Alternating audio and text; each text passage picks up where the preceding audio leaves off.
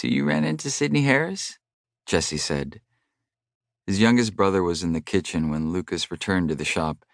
He'd folded his clothes as quickly as he could after they were done in the dryer, which meant they were hardly folded at all. He'd have to refold them all once he'd settled upstairs. There was no way he'd let them stay in his duffel bag wrinkled like that. He looked at Jesse and couldn't help but marvel over his transformation since Mama Joy's death and the shop's remodel. He seemed so much better.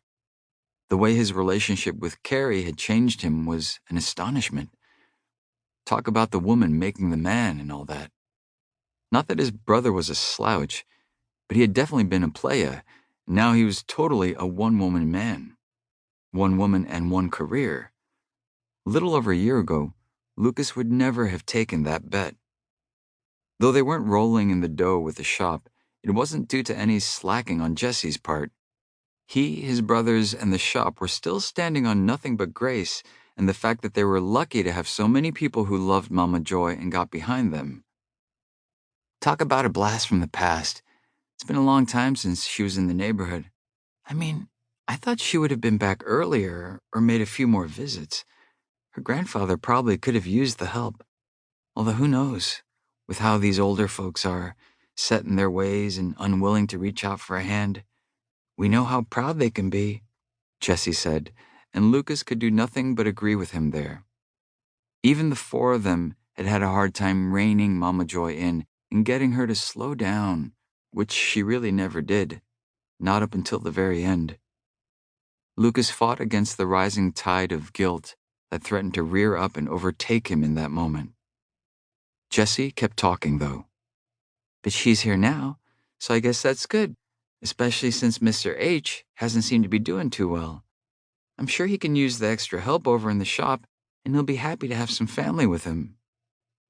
Wait, did something happen in the past week when I was working? We didn't get any emergency calls at the latter house.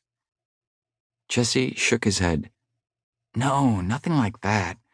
The one scare with his heart was enough. Yet, it got Sidney here. Not that that's a reason to celebrate, but you, my brother, should take your wins when you can get them. Lucas groaned. You act like I'm some sort of sad case. And you act like you're not. When he looked up, Jesse was staring at him with his head cocked to the side. He waved a butter knife Lucas's way, no doubt doing the midnight snack thing that had become a habit for him and Carrie. Do you want me to make you one? Jesse asked. The casualness of his offer made Lucas smile. Yeah, Jesse had changed. The old him had been more apt to have a girl up and making his sandwich after sex. Way to go, Carrie girl. Lucas shook his head and lifted the brown paper bag he'd been holding in his duffel-free hand. Nah, I'm good. I picked up something on the way back in. You and Carrie enjoy your... He paused, remembering what Michelle had said about the table downstairs. Post-whatever feast and don't let me intrude. He walked around his brother to grab a paper towel and a plate to head up to his room, suddenly feeling like he was more a third wheel on a prom date than a grown man who paid a portion of the mortgage. Maybe it was time to move out. But Jesse's voice pulled him back. Wait a minute. You didn't finish your story. You saw Sidney Harris and... You can't leave me hanging. Did you two talk? Was she glad to see you? I know you were glad to see her. He waggled his brows.